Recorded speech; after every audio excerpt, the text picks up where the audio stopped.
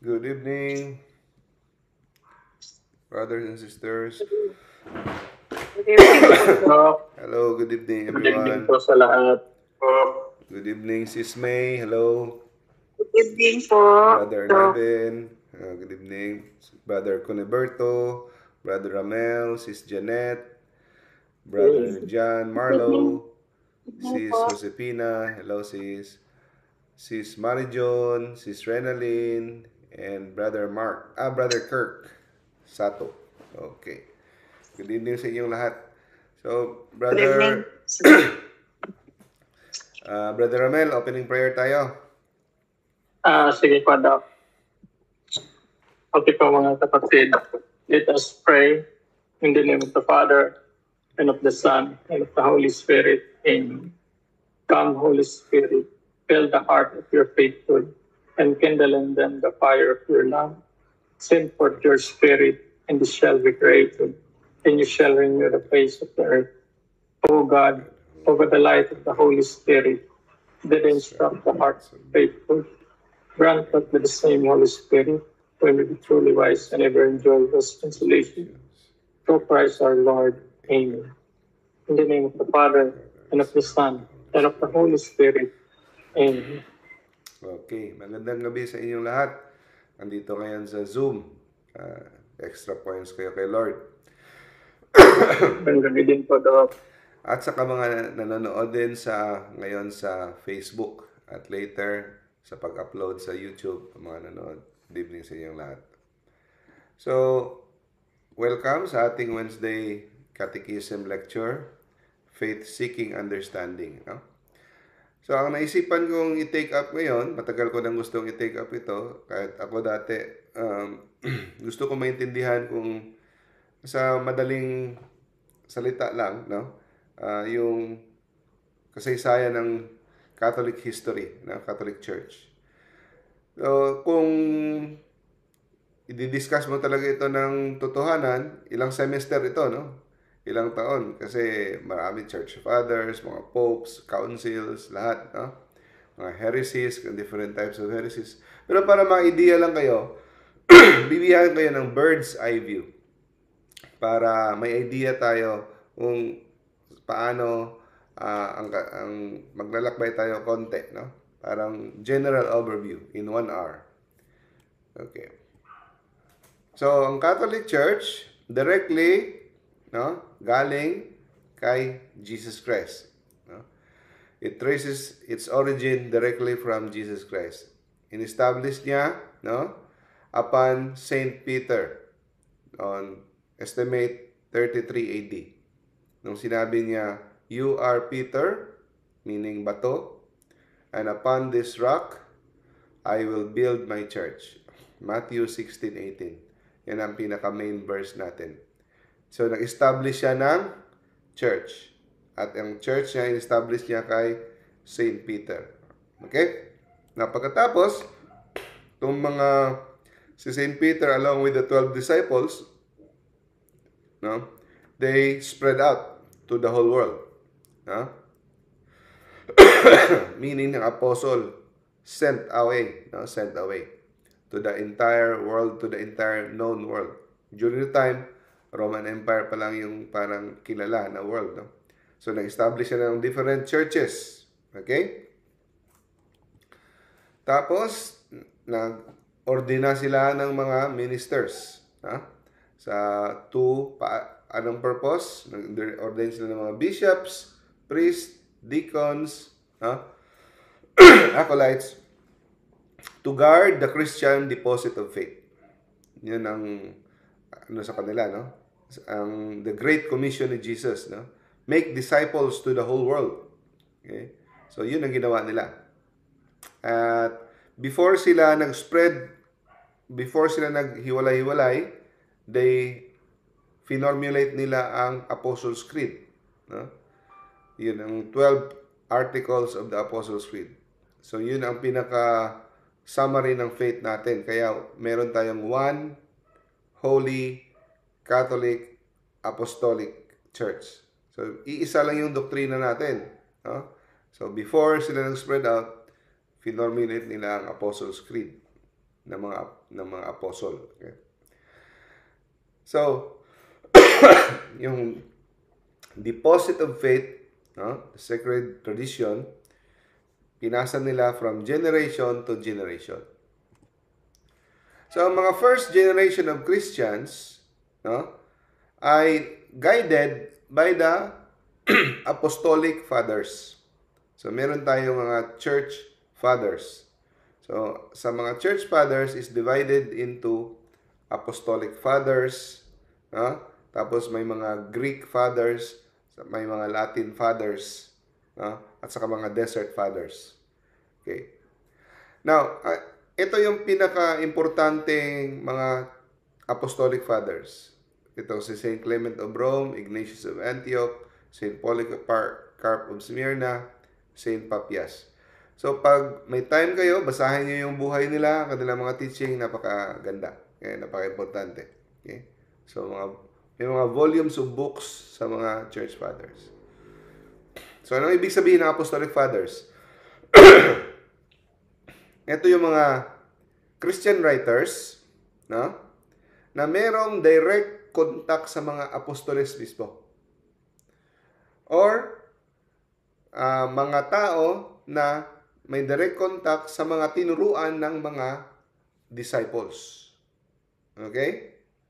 So, dito natin makikita na alam nila kung anong ibig sabihin ng mga sinulat ng mga tinuro ng mga apostoles dahil meron silang direct contact. So, sa pamamagitan ng kanilang mga sulat, no, mga gawa nila, makikita natin ang tamang interpretasyon sa pinagsasabi sa Biblia. Okay? Like the Eucharist, the real presence of Jesus, baptism, liturgy, ganun. Meron tayong direct connection kung ano ang ibig sabihin ng mga turo na sinabi sa Biblia. Okay? So, ang kapanahunan nila mula 70 AD up to 150 AD. So, yun ang mga first and second century. No? Ang value ng kanilang mga, napaka-importante ng kanilang writings dahil ito ay nagpe-preserve sa pag-transmit ng apostolic tradition, ng turo ng mga apostoles. Sila estudyante sila mismo. Okay? So, ang laking tulong to para malaman natin kung anong nasa utak, nasa isipan ng mga pinagsusulat ng mga apostoles. Okay? Napaka-importante ng role nila habang lumalago, tumutubo, no, ang early church. So, ang mga writings nila ay hindi kasama sa Biblia. Pero makapagbibigay ng liwanag kung anong ibig sabihin. No? Like, kung anong istruktura, may idea tayo sa anong istruktura sa early church, mga doctrine, liturhiya, and the Christian unity. For example, si St. Clement of Rome, year 99, ang malaking tulong tong sulat niya na the first epistle of Clement to the Corinthians. No? So, hindi na natin ito babanggitin to kung anong mataas na libro yan. No? Mahaba. No? So, siya ay disciple mismo ni St. Peter and St. Paul. Okay? St. Ignatius of Antioch. No? Meron siyang 7 letters na sinulat habang papunta doon sa kanyang kamatayan. So, no? At siya ang first na nagsulat na ginamit niya ang word na Catholic. Okay? Disciples din siya ni St. John. St. Polycarp of Smyrna. No? Ang sulat niya ay Letter to the Philippians. No? Disciple din siya ni St. John. Didache. Yung Didache, that sinulat ito 70 to 110 AD.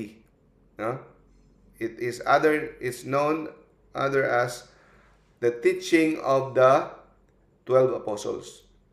So dito nakalatag kung paano magbinyag, paano ang arrangement during Eucharist, ng order sa church, no? Mga morality. Nag-discuss nga ito about abortion eh, no?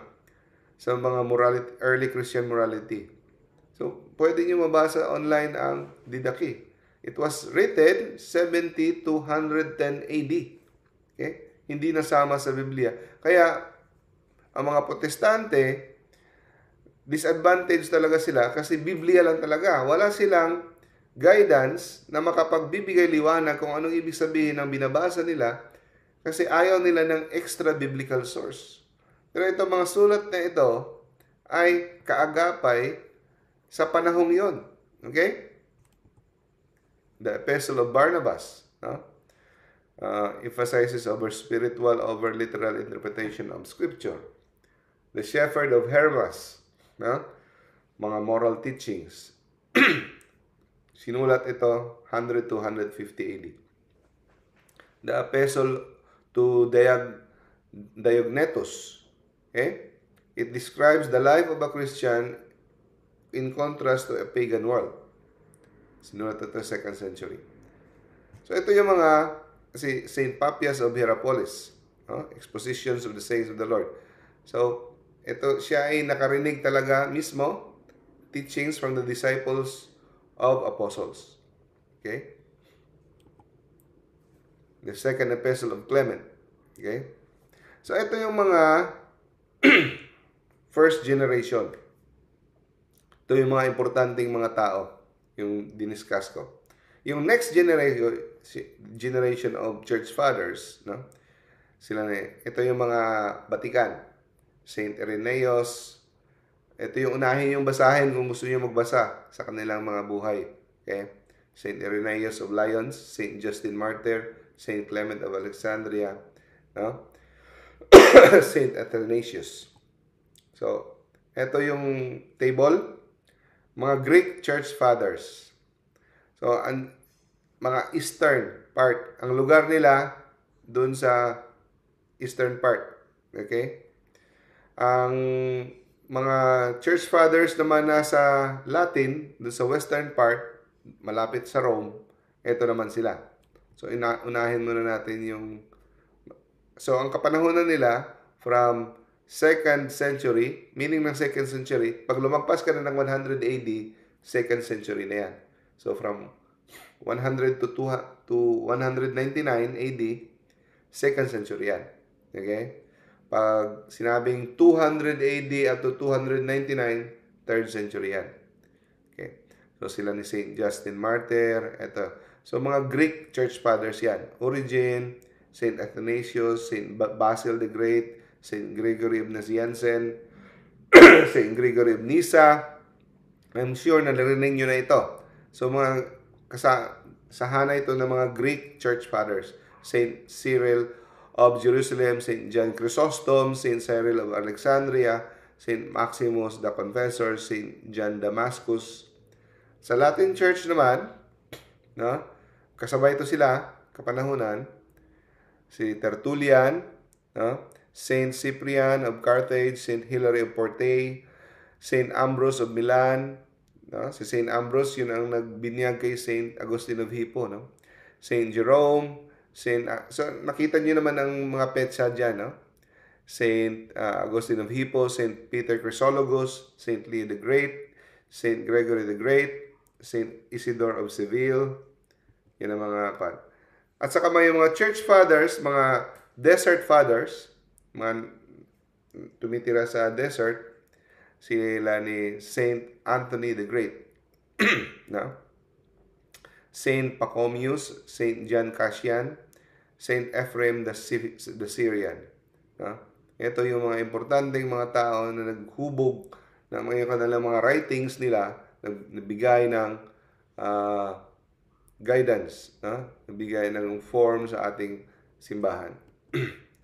At saka yung mga doctors of the church, yung mga church fathers na kinonsider na doctors of the church ay sila ni Saint Augustine, Saint Jerome, Saint Gregory the Great, Saint John Chrysostom, Saint Athanasius, Saint Cyril of Alexandria, Saint Basil the Great, Saint Ambrose. So, So, meron tayong 37 doctors sa simbahan. Pero sa mga 37 doctors, eto, 8 sa kanila ay mga church fathers. Okay? Okay, now. Anong mga problema ang hinaharap ng mga early church fathers noon? Sila yung sumagupa sa mga early heresies like Gnosticism and heresies of Marcion. No? May adoptionists. Yung adoptionist, mga heresies sa early church na yon. Kaya nga, nagtaka kayo bakit Catholic, hindi Christian church yung tinawag natin?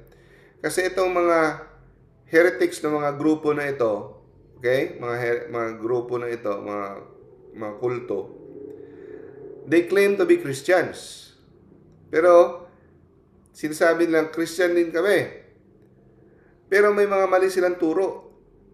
So para maging universal, kung sino mang yung mga Kristiyano na susunod sa turo ng mga obispo, no? Sa grupo, sa hanay, ay tinatawag na Catholic. So kayong mga Catholic, yun ang mga sumusunod kung saan ang obispo, yung mga official na mga bishops ng Christian churches. So yung mga ayaw sumunod sa turo ng mga obispo, so eto sila, yung mga Christian daw, pero Gnostics, mga adoptionists, kung ano-ano pa. Daming mga huwad ng turo ng Kristiyano na dinadagdagan. Kaya kailangan pumanig kayo kung saan kayo.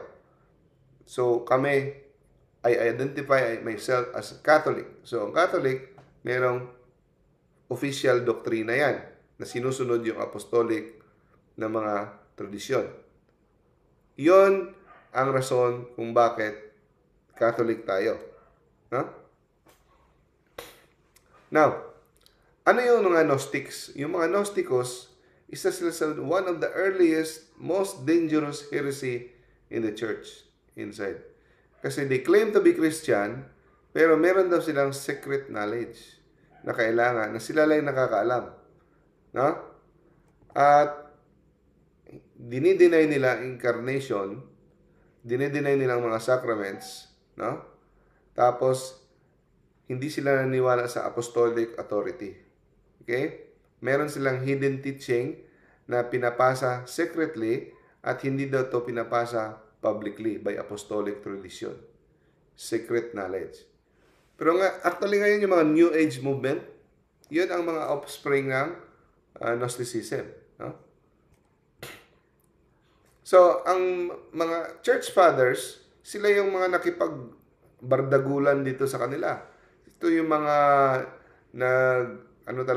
nakipag-away talaga at nagsulat ng mga to fight these heresies. No? So, wala pa mga protestante nito. Saan ba yung mga protestante na nagdepensa? Wala. Okay? Sila ni Saint Irenaeus, Saint Justin Martyr, Tertullian, vigorously refuted Gnosticism. Yung sinulat ni Saint Irenaeus against heresies. No? At yung Marcionism, ang turo ng Marcionism ay yung God sa Old Testament at saka sa God sa New Testament magkaiba. Evil yung God of the Old Testament kasi brutal daw, pinapatay. No?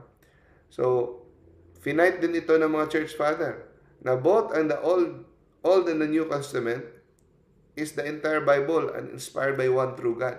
Okay? Ito ay napopromote ng dualism.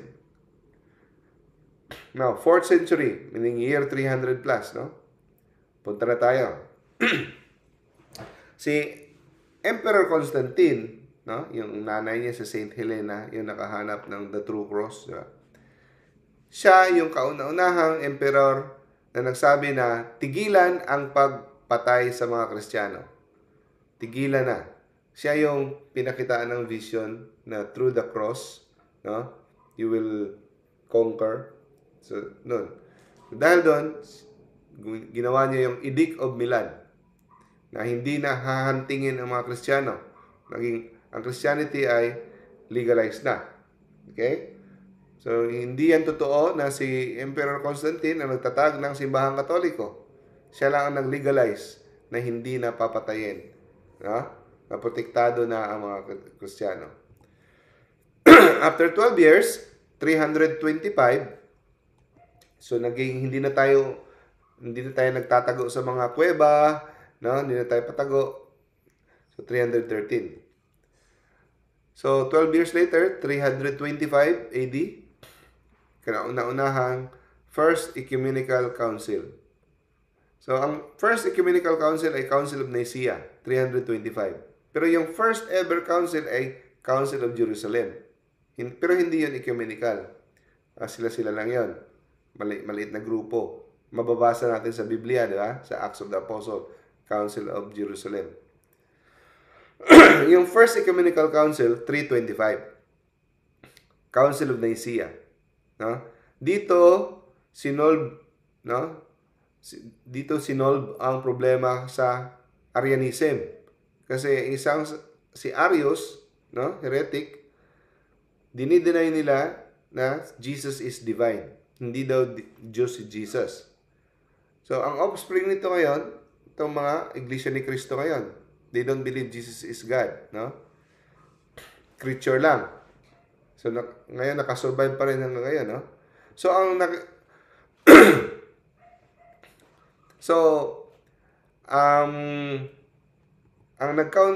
nag-counter nito ay ang Council of Nicaea. Ito ay maraming mga church father ang sumuporta dito. Ang nagpatawag nito ay si Emperor Constantine. Okay. Later, si Emperor Constantine, imbis sa Rome siya tumitira, lumipat siya ng tirahan sa Byzantium. Ang Byzantium, ito yung modern day Turkey ngayon. Pero during that time, ito ay tinawag na Constantinople. Okay? Ang Byzantium, pinalitan ng pangalan ni Emperor Constantine, tinawag niyang Constantinople. Ngayon, Istanbul, Turkey na yan. Okay? Now, bakit siya lumipat? Kasi ito ay strategic na lugar for trade and defense. Nagkaroon ng problema kasi naging sentro ng Eastern Christianity ang Constantinople. So, may Christianity sa Rome, may Christianity sa Constantinople. No? So, yung sa Rome, ang salita nila doon, Latin. Sa Constantinople, ang salita nila doon, Greek. No? And then, yung bishop sa Rome, yun ang successor ni Peter. Ngayon, naging sentro na ng marami na rin Kristiyano sa Constantinople. Meron din silang bishop. Nagkalituhan na kung sino ang pinaka-leader. Kasi, ang iba nalilito kasi akala nila ang Constantinople na ito na ba ang bagong Rome? Kasi andito ang emperor. Kasi andyan ang emperor si Constantine. So ito na ba yung bagong Rome? So kung saan ang emperor, dun ba ang official na Rome? Yan ang kalituhan. Okay? So na-weaken ang unity ng East at saka West. Kasi parang mas lalo na sumisikat ngayon yung Eastern, yung Constantinople. Okay? So yung sentro ng West, Rome, ang sentro ng East, Constantinople. Yun ang Turkey ngayon. Now, so ito ang dito nagsimula ang punot ugat, ang hidwaan ng East at saka West hanggang nagresulta sa Eastern Schism, na East and West Schism. Okay. Now, di ba sinolve nila ang problema sa Arianism sa Council of Nicaea? Ang problema, ang resulta nagwagi, na-solve. Si Arius ay in-excommunicate, di ba? Ang problema, si Constantine, hindi niya in-enforce ang result. Mas pumanig pa siya kay Arius. At maraming mga Arian na mga bishop, mga pare na mga Arian, in-appoint niya to become bishop. So ito ang problema kung ang mga politiko makisawsaw sa simbahan. No? So 80% of Catholic bishops sa Constantinople, Arians. Kaya nga, kawawa si Saint Athanasius. Si Saint Athanasius, pinagtulungan kasi mostly ng mga bishops, Arians. Kaya in-exile si Saint Athanasius. No? Kaya ang sumaklolo para matuwid ang East, kasi karamihan sa East ay Arians na, no? Ang mga taga-West, galing sa Rome, ang nag-restore ng orthodoxy sa East. Si Saint Athanasius, defender of the... Ito, kawawa to si Athanasius. Ilang years to ng tago. Kawawa to. No? Malapit pinagtulungan, binugbog ito. No? So, he is one of the greatest church fathers. Siya talaga ang nakipaglaban sa divinity ni Christ. So, tingnan niyo mga kapatid, wala pang, no? Kasi kung babasahin mo ng Bible, hindi naman talaga masyadong clear na sinabi ni Jesus na, I am God. Wala naman talaga sinabi si Jesus na I am God. Makikita mo lang implicitly that He is God. But walang literal na masasabi na, I am God, worship me. Walang sinabi. Kaya, nagkakatalo-talo sa interpretation. Kaya, nanaig itong, na si Jesus, lalo na pag sinabi niya, my God, why have you forsaken me? O, kita mo? Hindi God si Kristo. Yun din ang ginamit nila. Yun din ang ginagamit ng mga iglesia ni Kristo. Kaya, pero, dahil sa brilliance, sa spirit-filled guidance kay Athanasius, no, he stood firm. He stood firm even in the entire empire turned against him. Halos lahat, wala siyang kakampi. Nanaig na si Arius. No? He stood firm. So, ganun tayo. Dapat. So, at saka si Saint Athanasius, siya rin ang nagbigay ng lista ng mga books of the Bible. 73 books of the Bible. No? At, ni-ratify ito, sinuportahan ito ni Saint Pope Damasus, 382. At 4 na council ang nag-ratify nito. Council of Rome, Council of Hippo, Council of Carthage, no? So these councils ratify na ito ang list ng Catholic Bible. Okay? So from the start, 73 Bibles talaga. Pero ngayon, iniba ng mga Protestante, binawasan nila sa year 1500s. No? Tinanggal nila ang mga books. So, sino ang huwad? Hindi tayo. Sila ang nagtanggal, ang nagbawas sa sulat, sa salita ng Diyos. Okay? Now, in 380, the Council of Constantinople, ano ang kanilang... Napansin nyo, na gumagawa ng council, ecumenical council, meaning ng ecumenical council worldwide. Okay? Worldwide. Gumagawa ng council pag may problema na haharapin. Parang may haharapin ng mga heresy, ng mga kontrobersiya. So, nag-gather sa 380 Council of Constantinople dahil sa Macedonian heresy. Okay? So, ang Macedonian heresy dinideny ang divinity ng Holy Spirit. Ng Holy Spirit daw ay hindi Diyos. Okay? At sa 380 rin, ginawa ang Edict of Thessalonica. Ibig sabihin ng Edict of Thessalonica, ang Christianity naging official religion ng Roman Empire. So, hindi totoo na si Constantine ang gumawa ng Catholic as the official religion. Yung Edict of Thessalonica, sa panahon na to, patay na si Constantine, si Constantine. 370 yata, patay na si Constantine.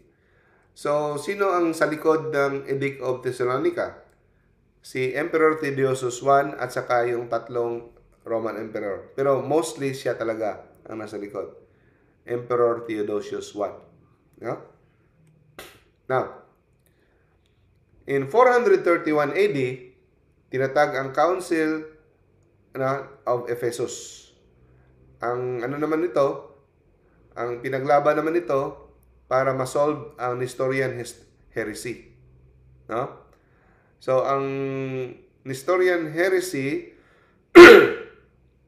ay dahil kay Nestorius, isang bishop sa Constantinople, na para sa kanya, si Jesus ay may dalawang persona. So, si Jesus ay one person lang. Di ba? Ang ating Diyos ay isa, no? 3 person. Father, Son, Holy Spirit. Pero, si Jesus ay isang person lang. May dalawang nature. God at saka human. Pero para kay Nestorius, si Jesus na isang person dapat, para sa kanya, dalawang persona, hindi isa. So that is heresy. Ito ang nilabanan ng Council of Ephesus. Okay? At ayaw din tanggapin ni Nestorius na si Mama Mary ay Mother of God. Kagaya ng mga Protestante, para sa kanila, si Mama Mary dapat ay Mother of Christ lang, Christotokos. Pero hindi, pinanindigan ng simbahan na narapat-dapat na si Mama Mary ay tawaging Mother of God dahil si Jesus ay God. Okay? Pero ang resulta ang Council of Ephesus nagresulta sa isang schism. Bakit? Ayaw tanggapin ng mga Assyrian Church ang resulta, ang verdict ng Council of Ephesus. Ayaw nila tanggapin ang result. So, pumanig sila kay Nestorius. So, ito yung one of the earliest major schism. No? One of the earliest major schism na nangyari na nag-exist hanggang ngayon. So, ito ang nagresulta kung bakit merong mga church sa Iran, India, yung mga Coptic Church, Assyrian Church of the East. Hanggang ngayon, nandyan yan sila. So, sila ay Nestorius. No? Ang kanilang theology. So, it took place 5th century sa Council of Ephesus. So, they refused to accept the decision ng Council of Ephesus. Now, sa 451, kinunbin ang Council of Chalcedon. No?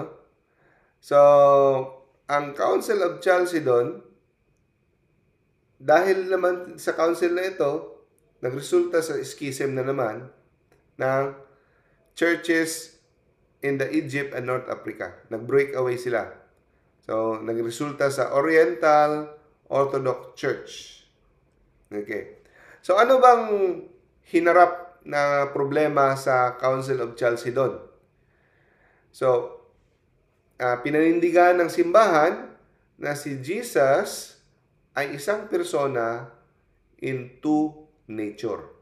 Merong dalawang nature. Okay? So, ito ang tinawag na Chalcedonian definition. Na si Jesus ay isang persona with 2 nature. Walang kalituhan dyan. Fully divine, fully human, 100% God. Hindi siya 50% God, hindi siya 50% man. Okay? Siya ay 100% God, 100% man. Without confusion, without division, without separation. So, ang sa mga Christians sa Egypt, Syria, and Armenia, hindi nila ito matanggap. Okay? Para sa kanila, ito ay kino-compromise ang unity of Christ nature. No? Para sa kanila, betrayal sa Christology ni Saint Cyril of Alexandria. Gusto nila, isa lang ang nature ni God, ni Christ. No? So, kaya tinawag silang monophysite. Monophysite. Hindi na matanggap na dalawa ang nature ni Christ. 100% God, 100% man. So, another schism formed, Oriental Orthodox Church. Hindi to sila kapareho sa Eastern Orthodox Church, ha? Iba itong Eastern Orthodox sa Oriental Orthodox. Okay? So, ang mga churches under Oriental Orthodox ay ang Coptic, no, sa Egypt, ang Syriac sa Syria, Armenian Apostolic Church, Ethiopian, so on and so forth. Okay, para lang may idea kayo. Okay? Isa sa mga rason din kung bakit nagkaganito mga schism na ito, dahil din sa mga Roman Emperor na nakikisaw-saw. No? So, mga impluensya nila na nakikisaw-saw sila. Now, sa 6th century, meaning 500 to 599 AD, the Council of Constantinople nangyari. No? Ang nangyari dito sa Council of Constantinople, no, may impluensya, malaking impluensya dito ang Roman Emperor. So, yung Roman Emperor na si Justinian I, gusto niyang isuportahan itong 3 chapters na turo, no, sa mga theologian na nagpapabor sa Nestorianism. So, anong ginawa niya para ma-ratify ang Council of Constantinople, ma-ratify ito? Kinidnap niya si Pope Vigilius, no? Kinidnap niya si Pope Vigilius galing Rome. Kinuha niya, dinala niya sa Constantinople.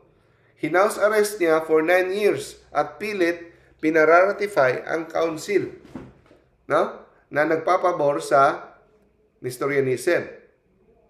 Ayaw talagang pumirma, pero napilitan sa huli, ni-ratify at pinakawalan niya si Pope Vigilius, no?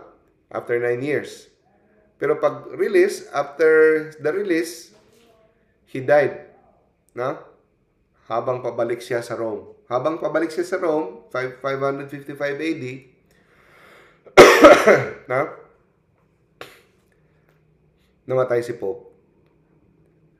So, nung namatay si Pope, no?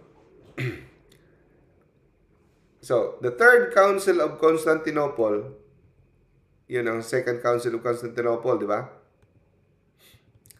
Ang Third Council of Constantinople, dinefine ang Christology na si Jesus Christ is one divine person, two nature, no?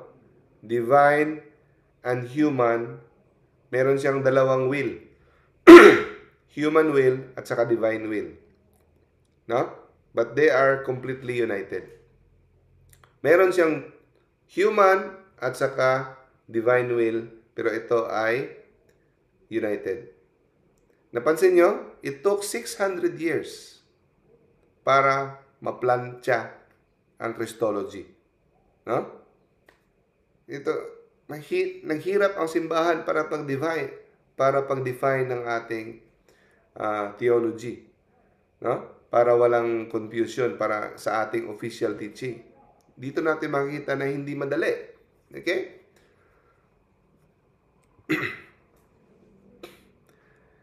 Council of Nicaea 787.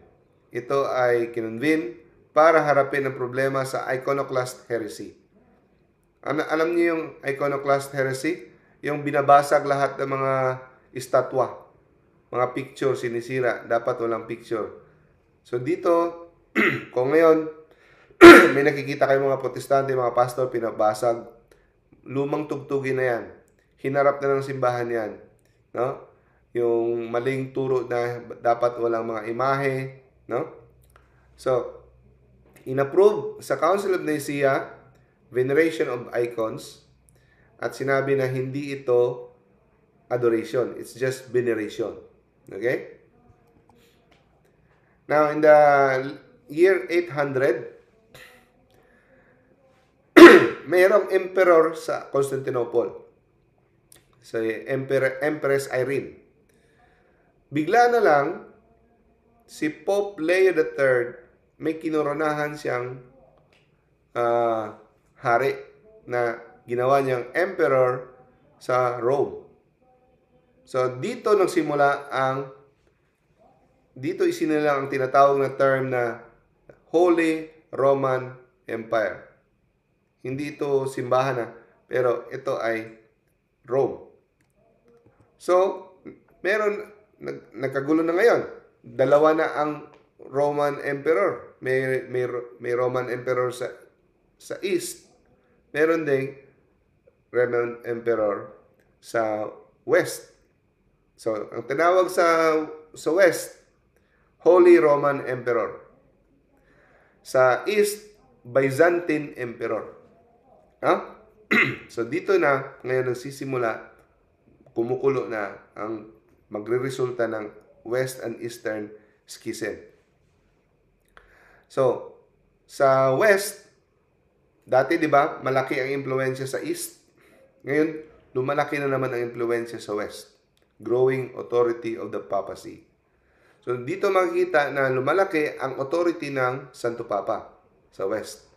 Kasi meron na siyang influence sa pagkorona ng emperor. Okay? So, dito makikita na lumalaki ang alliance ng mga hari at saka sa Western Pope. Medieval alliance between the Catholic Church and the Western European kings. No? So, ang kinoronohan niya ay si Charlemagne. No? Si Charlemagne, yan ang king of the Franks. Mga Germanic tribes yan. Okay? So, may alliance ang Catholic Church at saka mga Western European kings. So, iba rin yung mga Eastern kings, no? Now, hindi ka magkabati masyado itong East at saka West. Dahil sa language, sa liturgy, no? Parang nagpapaligsahan. Hanggang humantong sa The Great Schism in 1054. Kaya, ito yung pinakamalaking schism. The Eastern Orthodox Church. So, hanggang ngayon, andyan yan. No? Broke away. Magkapareho halos tayo lahat ng paniniwala. Pero, hindi lang nila, ayaw na nila mag-submit sa Santo Papa. Meron silang patriarch. No? Ayaw nilang magpasailalim sa Bishop of Rome. Okay? So, ang kanilang head ay ang Eastern Patriarch. At sa Apostles' Creed, dati, ano yan? The Holy Spirit, no? Come forth from God the Father. No? Dinagdagan ng Western Church, no? The Holy Spirit from God the Father, dinagdagan and the Son. Ayaw tanggapin ng Eastern Church, no? Na ang Holy Spirit ay galing sa Ama at saka sa Anak. Gusto nila ang Holy Spirit ay galing lamang sa Ama, no? Hindi kasama ang Anak. Yun ang tinatawag na filioque controversy, no? Comes forth from the Father sa atin and the Son, di ba? Yung simple na term na and the Son, isa sa mga rason ng difference ng ating theology. Isa rin yan sa language barrier, no? Liturgical practices. Kaya ang ating mga liturgical practices ay iba sa Orthodox. Pero yung mostly ng ating doctrine ay kapare-pareha, no? So, that is 1054. 50 years later, nag-invade ang mga Muslim. Yung si Muhammad, nagsimula yan 680. No? Pero, lumaki ang kanilang hanay doon sa Middle East. So, 1054 plus 50, mga 1100s, sumalakay ang mga Muslim sa Eastern Territories. Sa Eastern Territories, lalo na sa Istanbul. Kaya ngayon, ang Istanbul, Turkey, generally Muslims.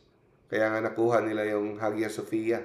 Diyan ang pinakamalaking simbahan ng Constantinople. Umatake sila sa Eastern Territories. So, they were killing, enslaving, yung jihad, yun din. Kawawa, massacre, no? Taking the lands, lahat. So, kahit hiwalay na, hindi na may bangayan ang East at saka West, sumaklolo pa rin ang West, ang Rome. Tinulungan yung churches sa East. No, dinepend. Dito, natatag ang Crusades. Ang Crusades, natatag dahil to defend from Muslims. Kung walang Crusades, lahat tayo ngayon, Muslim na lahat. No? Dahil, pasalamat tayo sa Crusades. Ito yung mga Crusaders. Meron silang cross sa kanilang shield. Meron silang cross sa kanilang uniform. In response yan sa Muslim invading. No? Ubus na tayo lahat. Wala ng Christian na tira kung wala ang mga Crusades. So, hindi totoo ang mga atake ng mga Protestante ng mga Crusades ay mga masama. Okay? So, ang background. 11th century, Byzantine Empire was under the attack from Muslim Turks. No? So, si Emperor Alexius ng Constantinople humingi ng military aid from the West. So, at the Council of Clermont, 1095, Pope Urban II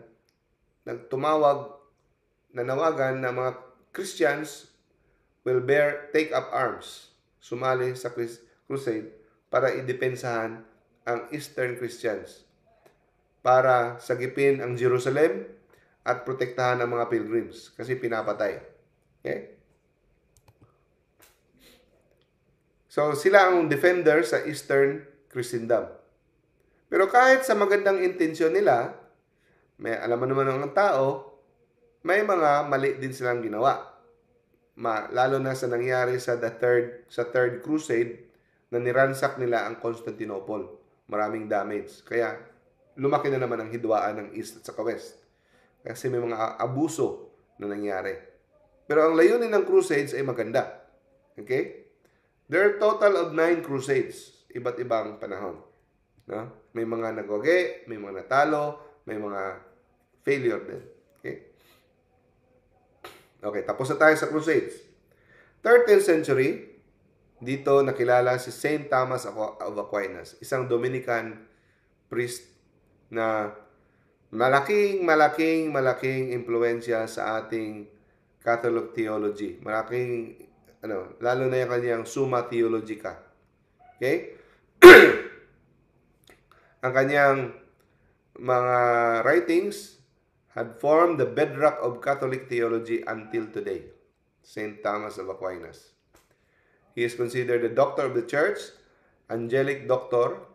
Maraming mga turo niya tungkol sa mga angels, no? Na hindi wala sa true sa kanyang mga pinapakitaan siya ng visions ni Jesus Christ, no? Sabi niya, mga sinulat ko, kapiranggot, katiting lang yan kumpara sa mga visions na nakita ko, ang pinakita ni Lord sa akin. No?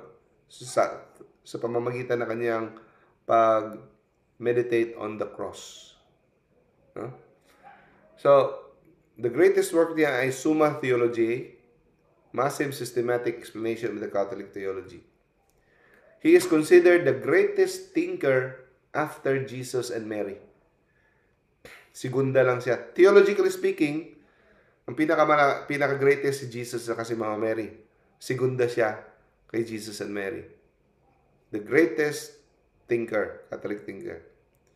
So, ni-unite niya ang faith and reason using Aristotelian philosophy Siya nagbigay ng pinaka-clear na expression of doctrine like the Eucharist, the soul, natural law, existence of nature of God. Okay? Now, dahil sa political turmoil in the 14th century, no? Political turmoil, lumikas ang Santo Papa from Rome, lumipat ng France. Dahil may gulo, malaking gulo. Tumakas pamuntang France. Doon tumira ang Pope for 75 years. Okay? Dahil sa malaking impluensya ni Saint Catherine of Siena, siya ang nagmungkahi na Pope, hindi dapat na sa France tumitira ang Pope, dapat sa Rome. Nakinig ang Pope, bumalik sa Rome. Problema lang, namatay ang Pope. No? So, dahil namatay ang Pope, nag-elect sila ng bagong Pope. Kaya lang, may mga faction ang mga kardinal, may mga kardinal na ayaw sa bagong Pope na inelect. Anong ginawa ng mga Pope, ng mga kardinal ito? Dahil ayaw nila, hindi nila type ang bagong elected Pope. Nag-elect sila ng isa pang Pope, yung tinatawag na anti-Pope. Dahil hindi, so nag-excommunicate,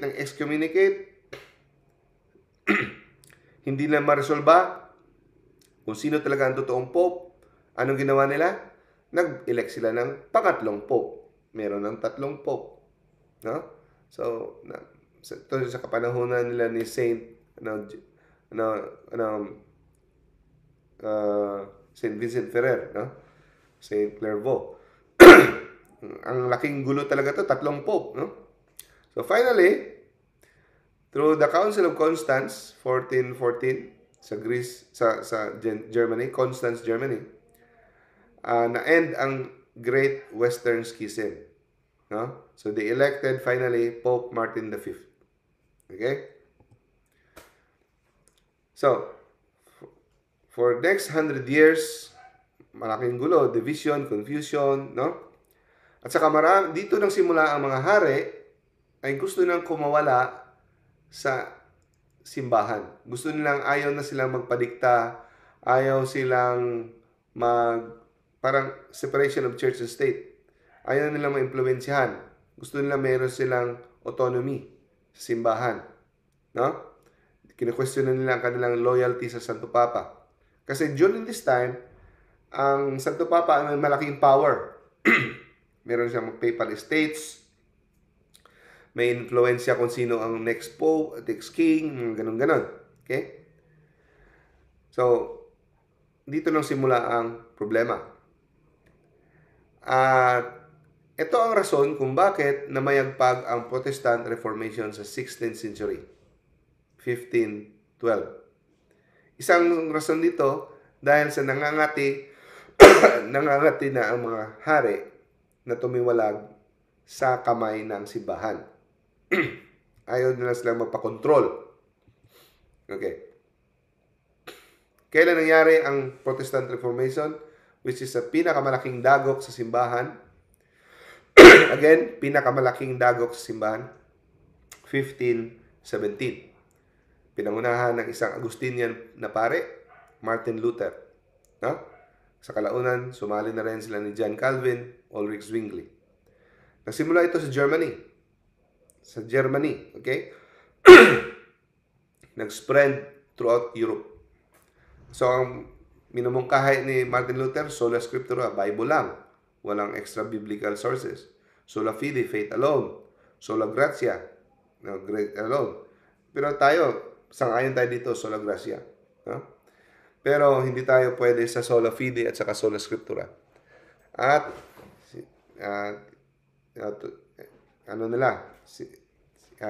winaksi nila si Mama Mary at saka sinimplify ang worship. Wala ng mga veneration ng mga saints. Bakit?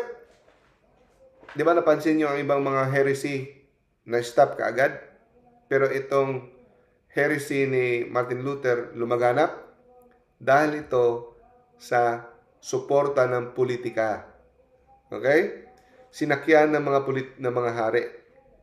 Isa pa, may printing press na. Mabilis na lumaganap ang idea. No? At gustong kunin ng mga political leaders ang mga lands ng Pope. Okay? At also, gustong nationalism din. Ang kings wanted independence from Rome. Pero iba, ang reason talaga nila ay spiritual. Okay? Now, because of this, the Protestant Reformation caused 500 years schism, no? Led to thousands and millions of millions ang nakuha sa Katoliko. At ngayon, meron ng 40 to 50,000 denominations. No? Lahat sila, Santo Papa. Sila ang may authority. No? Sila ang boss. Habang nagkakagulo sa West, sa New World, alam niyo yung New World? Yun yung Amerika. Doon. Na diskubre. Di ba? Ng mga British, kaya yun naging USA. No? So, habang sa kabilang side ng mundo, si Mama Mary nagpakita sa Guadalupe. No? Nag-miracle siya sa Guadalupe, sa indigenous people of the South America, sa Mexico. So,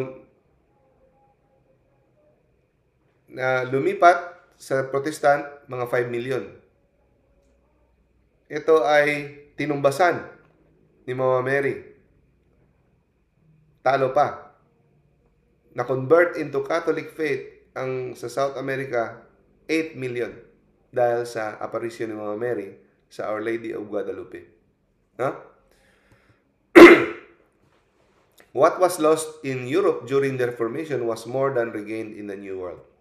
Mas marami ang naging Katoliko. So, originally, ang United States were very Catholic. Ngayon, dumami lang ang Protestante sa Amerika dahil sa mga British na galing British sa England, Britain, pumunta ng Amerika, nagdala ng mga Protestante. Kaya ngayon, marami ng Protestante at kumukonti ang Katoliko sa Amerika. No? Tanong, originally, ang England, ang Britain, ay Katolik. Bakit naging Protestante ang England?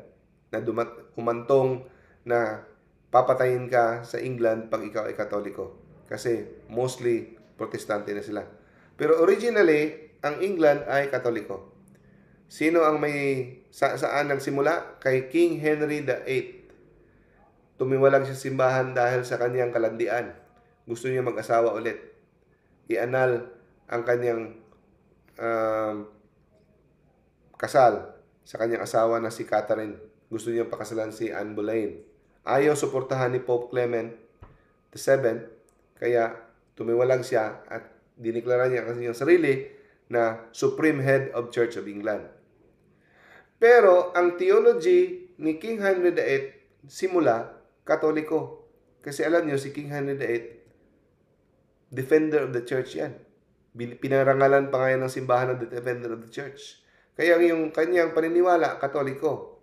Kaya lang, ang anak niya, si Edward VI, ay Protestante.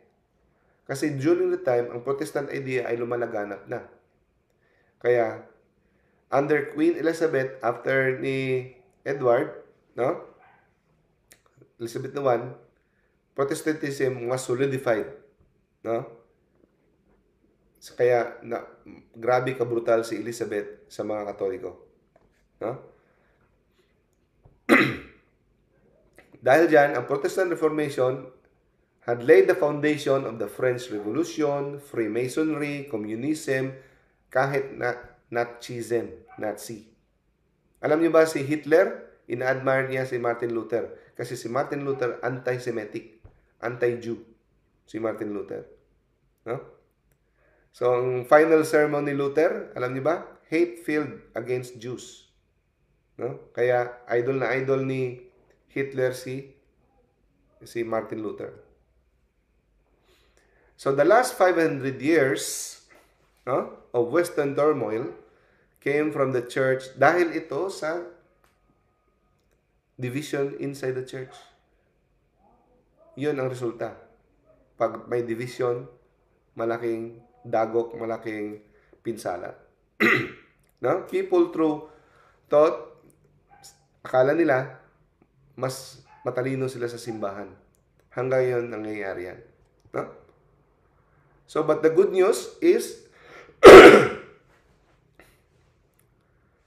the schisms with the apostolic churches from the 5th and 11th century are slowly being healed. So, sa ecumenism, sa top dialogue, ang sa Eastern Church, hanggang ngayon, dahan-dahan, bumabalik na ang Eastern sa Western, nag-unify na. Kasi, kaya, kasama parati sa prayer natin, unity among Christians. No? Eastern churches are returning to communion with Rome, slowly. Okay? Many Protestants, dahil rin sa mga sigasig na ating mga Catholic apologists, defenders, no? Sa mga pare, ganun, mga dialogues. Tingnan nyo sa mga vlogs ngayon sa YouTube. Ang daming mga Protestant pastors nagiging Catholic. Basta open lang sila sa truth, no? At lahat tayo makakatulong if we learn our faith, live our faith, and engage, no, the world. No? Yun. Isang oras. God bless us all. I hope meron na kayong idea, no? Sa kung paano ang paglakbay ng ating simbahan. I'm sure hindi yun masyadong detalyado kasi meron isang oras lang tayo. Okay? So, i-greet ko lang ang mga andito ngayon na nagtiyaga. Brother Coniberto, Brother Drew, Sis Evelyn, Sis Janet from Europe, Sis John Marlo, Sis Juvic, Sis Laila, Brother Naven, Brother Ramel, Sis Renaline, Brother Ray, hello, Sis Sarah Orosio, hello, and Brother Kirk. Ayun, Kirk Sato. So, extra points kayo kay Lord, ha? Nagtiyaga kayo. So, request sa closing prayer. Brother Kirk, gusto mo closing prayer? Dok, wala akong boses ngayon, Dok. Okay lang. No problem, bro. Okay. So, sinong, dito may nakita akong nag-message dito sa chat. And, Brother John Marlo, gusto mo mag-closing prayer?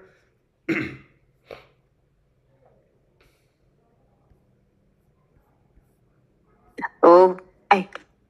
Hello? Sino yun?